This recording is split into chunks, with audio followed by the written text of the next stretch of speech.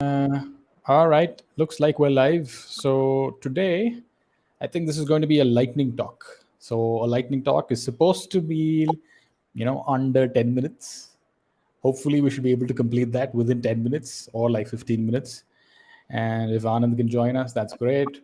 But I'll kind of get started. Yep. So we wanted to talk about not a simple crate, a useful crate called tock-registers and how we can use it. So let me just, yeah, I think Anand's up here.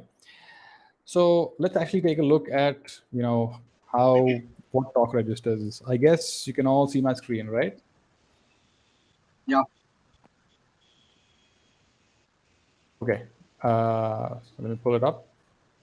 So you can see tock-registers. I'm just going to pull it up. Is the font size good, or should I just increase it for the web as It's well? good. Able to Right? read. It's good, right? Yeah. Okay.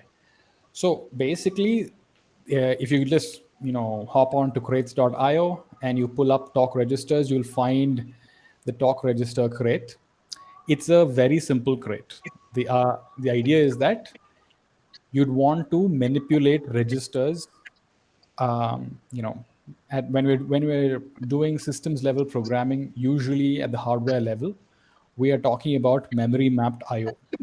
I think we discussed memory mapped IO quite a bit in many different, um, in Yeah. many different sessions or streams. This is the same thing over here. The tock registers interface, primarily what it does is the crate, you can define your register, you can define the bits in that register, they're called bit fields, and then you can pretty much provide well rounded access. Matlab, I'll show you what I mean by that. You can actually provide read or write access, or only read access, or only write access. You can sort of enforce those requirements using Rust's type system. And the way that works is, let's actually take a look at it. So I think previously when we talked about it, we saw that the way you use it is you pull you pull tock registers into your project, and then you pull in these three types. These are actual types. Okay, we'll take a look at those types. So quickly, if I just wanted to like pull up, I'm assuming you guys can see my VS Code instance as well. Yes. Yeah. Okay. So when I switch back and forth, you can see each window, correct?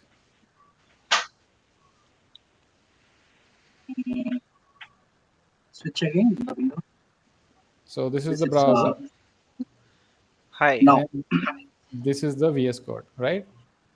No, it's not switching. Stick with the VS Code itself. Achha, so stuck on VS Code itself. Yeah. Okay. Now I think you should be able to see it. Yeah. Yes, for me as well. Okay. All right. So let me now. What about this? Now when I switch, you should be able to see both. No.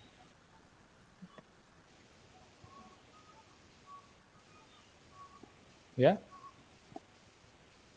No, it's in web only. It's on the web itself. Yeah. Oh, okay. I have to keep switching between both of them. Fine. That's interesting. I can only show you one window. Otherwise, I have to show you the entire desktop. Okay. Or Right, you can somebody share else. entire desktop itself. Or else you can do what? Entire desktop. Entire data. Now you are sharing with the window only, right? The specific windows. Yeah. Now I'm basically on the, on the web. You should be able to see crates.io. That's where I am. Yeah. Yeah. Okay, let's quickly run through this because I definitely want to keep this short. So what happens is, since you also can see the web browser, let's look at it this way. This particular, when you import this crate or when you use it in your project, you can basically namespaced. You have talk registers within which you have the registers namespace, and then you have these three types. Okay, predominantly these are the three types that you're going to be using. Now let me switch over to VS Code. Just give me a minute. Let me pull up IMX8, BSP, drivers, and UART. Actually, pull up GPIO. So, yeah.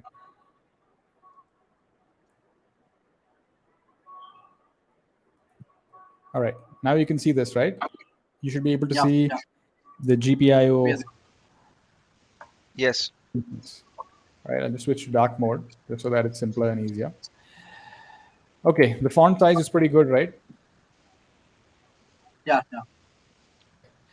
All right. So the same thing. That's what I've done over Yes. here. Yes. I've imported, It's visible. Yeah.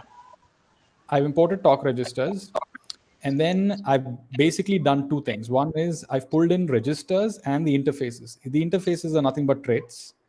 That is readable, and writable. They're all traits. The registers are your actual types. Okay. So that's the first thing.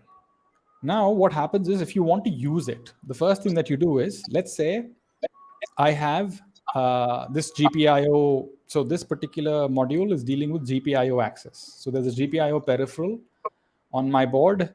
Then I basically want to set the relevant registers to access the various GPIO pins, right?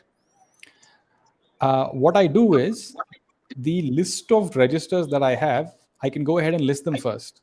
So this is called the data register. If you can read the documentation here, this is the data register. This is the direction of the pin.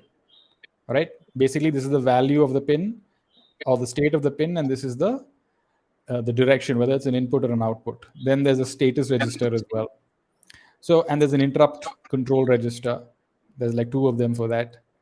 And then there is a interrupt mask register. These are all. This is a block of registers that's available, for us to basically configure, program the peripheral to do what we want it to do. That's the whole point of memory mapped I/O. These registers are accessible directly via memory addresses. That's why it's memory mapped I/O, right? Yeah. Now, given that is the case, the first thing you do is you go ahead and say, okay, I'm going to define this register called GPIO-DR. You can give it this name, whatever name is fine. And then you say, okay, when I look at DR, DR is data register. I say that at offset 0 for 32 bits, this register has one field and only one field. It has the data register field. It starts at offset 0 and it takes up 32 bits. Okay. So you can basically define your bit fields like that. Let me give you another example. For example, you take this. Okay. This is GPIO interrupt control register or configuration register. In this register, it's a 32-bit register. That's the first thing, because if you see here on line number 17, all registers that I am going to be defining in this, you can say this within this macro are all 32 bits because I've declared that upfront. When I look at GPIO ICR2, I'm basically saying this is a 32-bit register. Within that, I want to define a field called ICR31, and I want to define another field called ICR30. Both these fields, if you see carefully, it says ICR31 starts at bit 30, and then it has 2 bits. That means it's 2 bits wide. So I'm clearly declaring that. Make sense? This should make sense, right? Yeah. So this is a register. This is 32 bits. Let me just increase the font size. This is a register. This is 32 bits. We've just seen that. We don't care what the register is. That's not what we're looking at. We are saying that within that register, there are 2 fields that I'm interested in. Within those 32 bits, the last 2 bits, which is 30 and 31, and then the prior 2 last bits, which is 28 and 29. Though, so 28, 29, 30, 31 are the bits I'm interested in. I'm going to give them a name. I'll call them ICR31. I'll call them ICR30. Okay. Mm-hmm. And then further, if I want to so those two bits can have 4 combinations, correct? Because 2 bits, basically you can have these 4 combinations, right? 0, 0, 0, 1, 1, 0, 1, 1, right? Each one of them can mean something. Yeah. This is level low, this is level high, this is rising edge, this is falling edge. This is just something very specific to that register. So those 2 bits that I am that each of these fields take up, the values, you can have 4 different values for that 2-bit wide field, right? Make sense? So that's the whole point. First, ICR31 is a bit field that's 2 bits wide. It starts at 30, the offset 30. It can have these 4 values. So I've given them these names. That's the key point over here that I want to make.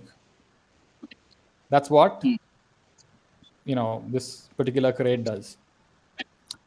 So, by the way, this is nothing but a macro. This is not like, if you notice, this is nothing to do with real Rust code. This is basically a macro which will expand into real Rust code. So what does that expansion look like? Let's take a look at that. The expansion is, so you saw that, we go ahead and say bit fields. Then what happens is, when you, sorry, they are not showing you bit fields here. They're showing you structs. Anyway, let's just assume that whatever you saw, we'll come to the, so there, I mentioned that there are 2 different macros in there. One is the register bit fields macro, which is what you saw here. The register bit fields, I think you only see the VS Code instance, right? Yeah. Yeah, 1 minute. Let me swip again. This is getting irritating, man. We need to figure out a way. Okay, so if you see this, the tock registers crate, if you just go to crates.io, you will find it here. Now, if I were to simply sort of scroll down, you'll see that there's a register structs macro, correct? Correct. That's what. There's a register structs macro. What you saw on the VS Code is the register bit fields macro. But effectively what happens is this macro, when you actually go ahead and compile it with the Rust compiler, it sort of generates a C-style struct like this. See, it says struct registers, and then all the different fields within that struct is what you get. And then each field is one of these types. It can be a read-only register, it can be a read-write register, whatever it is. Or the reason all of this is being done is because if you've noticed, if you look at a register block, right, the register block will start at something like, let's say 0. Okay. Then every 4 bytes you'll have one register. If there is nothing, like if you're skipping, let's say 4, 12, 16, and then you directly go to 28 or something like that, then there is one set of 4 bytes that you have basically, it's reserved or it's not used. So what you do is you mention this in there. Making sense? Okay. So this way you can nicely create a C-style struct that takes up exactly the same amount of memory that a C struct would take up for whenever you define it in C, if you define it in C. Right? Make sense, Anand?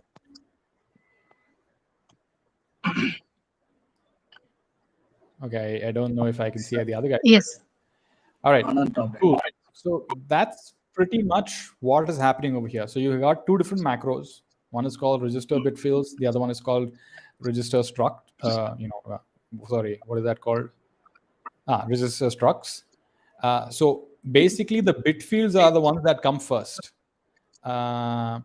let's start with this. The bit fields are what you saw. We said U32. There's a register called control over here. It has like one field called range. It has another field called en, another field called int. And if you can see over here, range starts at offset 4. It is 2 bits wide. En starts at offset 3. It's 1 bit wide, etc. Right? Yeah. You've just seen this. What happens is this particular value, which is control, if you just scroll to the top, you will see we take that control register that we just defined and its bit fields, and then we include it as one of the we include it in the read write register type. Read write registers, actually speaking, it is generic. If you look at its definition, which I can show you by flipping over to the VS Code instance. So if you were to go to, for example, read write, let me just sort of go here. Okay. You look at this, read write is actually generic. It's generic over T, generic over R. Yeah. Making sense? So the T over here is nothing but it's basically trying to say what type of register is this. So you can basically have U32, U64, U128-bit registers also, right?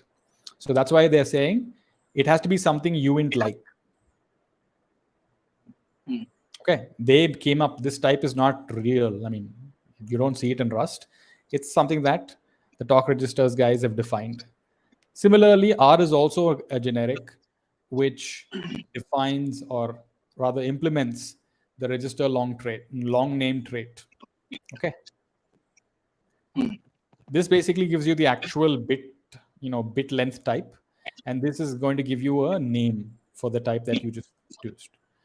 In many ways, this entire generic struct is nothing but just some wrapper around T. T is basically uint-like. Okay, because the R, as you know, is phantom data. I think we discussed phantom data a while back, right? So phantom data is basically a type that is used. It has, I mean, whenever you compile it in Rust, it does, and you look at the compiled artifact, it's not going to be there.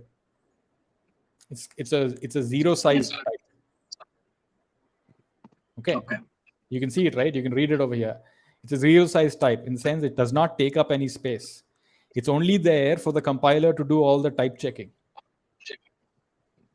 Okay. Making sense? Yeah. This the type definition makes sense, right? Basically two generics, and then the T is the one that's important. It's wrapped in an unsafe cell. Okay.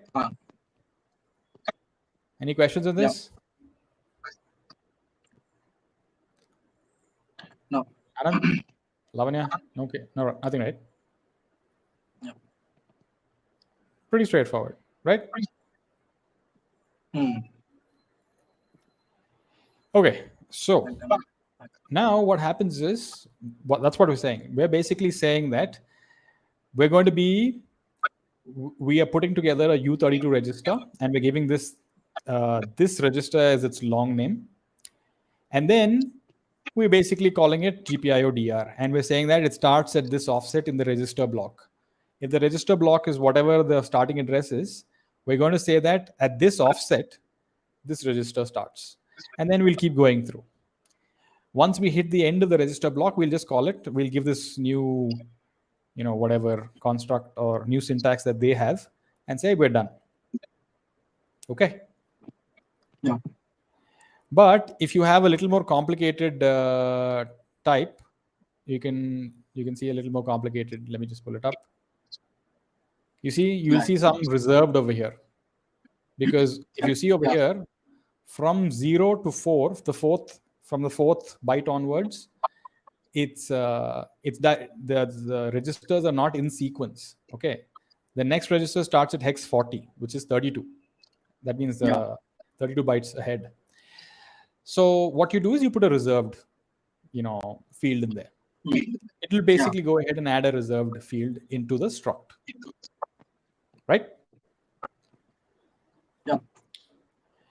Okay. Now coming to the interesting part, which is, let me just come here.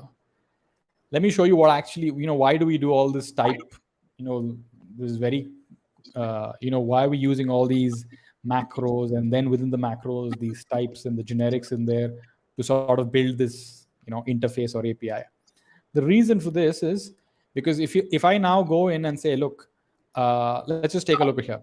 If I say self, which in this case, what is self? Let me just put my mouse over here. Self is nothing but GPIO inner. Okay. It is actually this block. If you see here, this register block, I put it in this MMI or DREF wrapper, and I'm calling it registers. And that registers again is being wrapped by GPIO inner. Okay. So this is another way to look at this. Register block is basically GPIO inner is basically wrapping register blocks, right? So when we do that, I'm basically going to say self dot, and I'm basically going to say, let me just pull up all the registers. So I can easily go ahead and access these registers with such an API now. I've put the API together on top with the two macros and the implementation that you just saw. Now, if I just hit, whatever, self dot registers, and I say G, okay, for some reason this thing is not picking it up over here. I don't really know why. Let me just switch to UART. Okay, that is not a problem with the implementation. That's a problem with Rust Analyzer. It's not picking it up for some reason. Okay, but anyway, let me just show you how this works.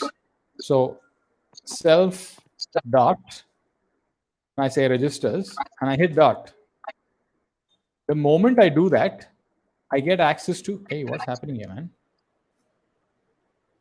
Why is it not showing up? I think it's not reloading. Yeah, it's not. Thing should have access to it. For some reason, it's not showing up. Like, it should have IntelliSense working by now.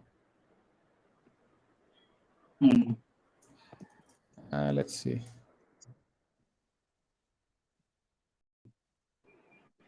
Yeah, something's wrong, and I don't know what is wrong. Okay, best case scenario. I've been working on this, so I'm pretty sure this is good. So I'm just walking through a couple of things over here. All of this stuff is what I've been writing.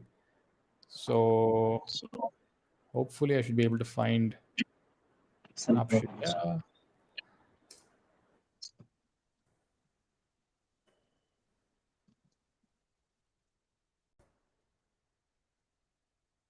Oops, something's wrong. Yeah.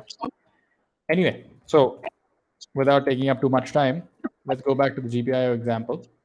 You see something here. I can just say self.registers.gpiodr. I can access the actual memory mapped register, and I can go ahead and set the different fields like this. I can say access GPIO, this is basically the pin direction register. And I want you to modify a particular value. I want you to set that direction register, the particular value in it to, whatever this is. Okay. Yeah. Makes sense. So then you can actually go ahead and say, set that particular thing. For example, let me show you. If you come here, you will see that this particular register is 32 bits. Okay. And the entire 32 bits is just basically this field. Yeah. So if I say, go ahead and set the value of that entire register, because it's only got one field, to one particular value, what I'm saying is, one in this case is let's assume that the pin that I want to set is pin number 19 or pin number 10 or whatever. I'm saying only turn that pin from 0 to 1. Okay, from whatever state it was, turn it to 1. Yeah. Like basically modify that pin. Now this, if you wanted to do it in C, first you'll have to read it, then you'll have to do an OR with the whatever you read, and then you'll have to do a write. It's called a read, modify, write, right? That you don't have to do because the API already has this modify method that you can go ahead and do. Okay, making sense? Now the biggest thing over here is you cannot, if this was so if you go and look at the GPIO DR register, 1 minute. If you go and look at the GPIO DR register over here, you see that it is a read-write register. That means both it is capable of reading, you can read it and write to it. But if I look at this particular register, which is PSR, which is GPIO PSR, that is only readable, which means it's only a read-only register. So let's say I basically, I don't think I've implemented it, but let me just try and see if I can do this. I was hoping IntelliSense would simply just be able to show it. See this? This particular register, GPIO sr.read, if I was to, let me see if this works. Some reason when you want it to work, it won't work. So if I wanted to do something like dot modify or read, okay, it's not working. But anyway, so this register that you just saw,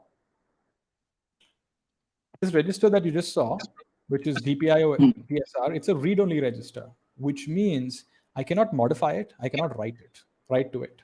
I have enforced that through Rust's typing and macros and all of that we just did. By building that interface layer on top, I have this level of type safety and this level of safety in terms of not setting, not being able to set bits that you should not be setting. Right? That's primarily what tock-registers is good for. Okay? Right? Any questions? So yeah, that's what is tock-registers is.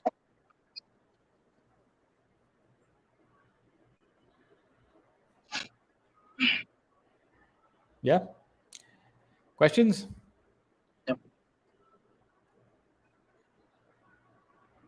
Anand, No, it's clear. Lavanya. Oh, Anand's gone, huh? Okay. Anand dropped. No, I think he's there, but he just joined a little late. Came back. Okay. So, Anand, I just added you in. I don't know how long you've been waiting, but I hope you sort of got that part.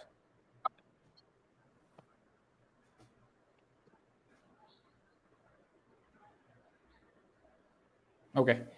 Cool. That's about it for today. If there are no questions, then I think hopefully this was a lightning talk. I don't. Okay, 3:55. I'll have to do the math and see whether this is under 15 minutes or not. Oh. Okay, guys. Any other questions? Nothing. All right. See you guys. Yeah. Have a good day.